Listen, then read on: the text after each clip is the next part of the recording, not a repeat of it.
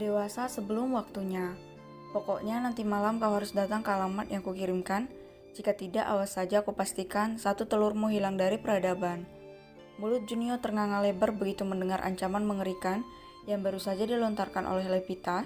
Dia lalu menatap layar ponsel yang kini sudah berwarna hitam. Ya, wanita galak itu telah memutuskan panggilan. Apa wanita ini sudah tidak waras? Berani sekali dia ingin menyentuh telurku. Gumam Junio antara percaya dan tidak percaya. Dia kemudian menunduk menatap masa depannya yang baru saja diancam oleh seorang wanita berstatus pelakor dalam rumah tangga adik iparnya. Setelah puas memandangi telur-telurnya, Junio bergegas keluar dari dalam mobil. Hari ini dia sedikit malas berada di kantor, jadi Junio memutuskan untuk pulang ke rumah saja. Entahlah, semenjak baby Cio lahir, Junio tiba-tiba berubah menjadi orang yang sangat pemalas. Untung saja dia memiliki sahabat yang sangat bisa diandalkan. Jadi Junio tidak perlu sampai keteteran membereskan semua pekerjaan di kantor ketika badai malas datang melanda. Sambil bersiul senang, Junio melangkah menuju kamarnya. Dia sudah tak sabar ingin segera bertemu dengan baby Cio, apalagi dengan ibunya. Junio kini sangat membucin pada istrinya itu. Namun ketika Junio mulai membayangkan hal-hal erotis yang akan dia lakukan pada Patricia, mendadak lubang hidungnya mencium aroma yang begitu sedap. Segera dia menghentikan langkah kakinya begitu sadar kalau aroma tersebut berasal dari arah dapur. Fix, ini pasti bukan Patricia yang memasak. Tapi siapa ya? Apa mungkin ibu? Lebih baik aku cari tahu saja siapa orang yang sedang memasak. Siapa tahu aku bisa mencicipi makanan yang aromanya begitu menggugah selera ini, ujar Junio sambil berbalik menuju dapur. Benar saja, saat ini di dapur terlihat Yura yang sedang sangat sibuk mengaduk masakan di atas kompor. Setelah Gabrieli membawa Elia pulang, Yura langsung menelpon Brian dan memintanya agar segera pulang ke rumah. Yura sangat mengkhawatirkan keadaan Elia, jadi memutuskan untuk langsung pergi menjenguknya saja setelah makanan yang dimintanya selesai dia buat. Ibu, apa yang sedang ibu masak di siang bolong begini? Kenapa tidak meminta pelayan saja yang melakukannya? Tanya Junio sedikit heran melihat ibu mertuanya yang tengah berdiri di dekat kompor sambil mengaduk-ngaduk makanan. Oh, kau sudah pulang, Jun? Sahut Yura balik bertanya. Ini ibu sedang membuat mie goreng pesanan adikmu. Elia itu kan sedang mengidam, dan dia bilang ingin makan makanan yang ibu buat. Jadi ya sudah ibu buatkan saja, sekalian nanti ibu ingin pergi menjenguknya. Elia menelpon ibu. Dengan cepat Junio mencuci tangannya sampai bersih kemudian mengambil sumpit tanpa merasa canggung sedikit pun. Dia langsung mencomot mie goreng yang masih berada di dalam kuali lalu masukkan ke dalam mulutnya. Seperti biasa masakan ibu selalu yang terbaik, tidak ada lawan, puji Junio. Yura hanya tertawa saja mendapat pujian seperti itu dari menantunya. Baginya sudah menjadi hal yang biasa kalau Junio bersikap seperti ini karena Yura memang tak pernah mau menciptakan jarak antara menantu dan mertua. Dia ingin para menantunya merasakan kasih sayang yang sama darinya. Terlebih lagi Junio adalah seorang yatim piatu, jadi seperti inilah kedekatan mereka jika sedang bersama, bersikap layaknya anak dan ibu kandung.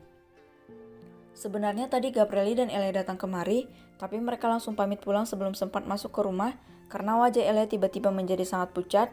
Gabrieli bilang tadi saat di kampus Elia sempat dibawa ke ruang kesehatan. Dia pingsan setelah muntah-muntah. Biasalah namanya juga wanita hamil. Dan sebelum mereka pulang Elia ingin ibu memasakkan mie goreng kesukaannya begitu. Ucap Yura menjelaskan alasannya memasak. Oh kasihan ya, aku jadi ingat masa-masa Patricia mengidam bu. Dia begitu santai menjalani hari-harinya, sedangkan aku hampir mati karena tidak sanggup menahan rasa mual yang datang setiap hari. Sahut Junio yang malah bernostalgia dengan karma yang dulu dia rasakan. Ternyata menjadi seorang wanita itu sangat tidak mudah ya bu. Saat datang bulan, kalian kesakitan. Pecah perawan kesakitan, melahirkan apalagi. Aku tidak tahu harus merasa beruntung atau bagaimana karena sudah terlahir sebagai seorang laki-laki. Karena itulah kau jangan sampai menyia-nyiakan orang yang telah melahirkanmu ke dunia ini Junio. Ibumu bertaruh dengan nyawa agar demi bisa melihatmu hadir di hidupnya. Juga jangan pernah kau sia-siakan istrimu karena dia juga telah mempertaruhkan hidupnya untuk melahirkan keturunanmu. Junio terdiam, dia bisa menangkap nada kesedihan di balik perkataan ibu mertuanya barusan. Junio tahu kalau ibu mertuanya ini sebenarnya sangat ingin memiliki anak sendiri, akan tetapi karena faktor usia, dokter tidak menyarankannya untuk hamil. Sangat berisiko. Tanpa disadari oleh Yura dan Junio, sebenarnya Brian mendengar obrolan mereka sejak tadi. Perasaannya menjadi sangat terenyuh saat melihat raut mendung di wajah istrinya. Andai dulu Brian tidak egois, mungkin Yura tidak akan mengalami kesedihan seperti ini. Bayangkan saja, Mereka menikah selama hampir 20 tahun, tapi Brian baru menjalankan tugasnya sebagai seorang suami sekitar 1 tahun belakangan ini. Kalau saja Yura tidak benar-benar mencintainya, dia pasti sudah pergi bersama dengan pria lain. Akan tetapi, sudahlah, kalian tahu sendiri bagaimana perjalanan hidup mereka selama ini. Maafkan aku Yura, aku sadar aku bukanlah suami yang baik untukmu. Maaf karena kau sampai harus kehilangan kesempatan untuk mempunyai anak yang terlahir dari rahimmu. Sekali lagi aku minta maaf sayang. Ayah, apa yang sedang ayah lakukan di sini?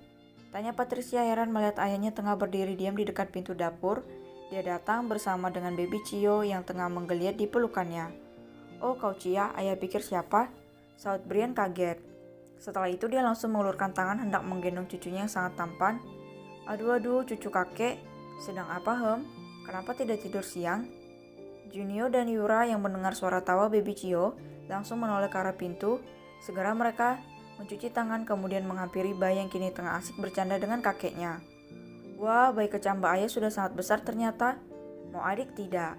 Seluruh Junio yang langsung mendapat satu jitakan di kepalanya. Dia meringis tapi tidak berani protes karena sadar kalau kata-katanya sedikit salah.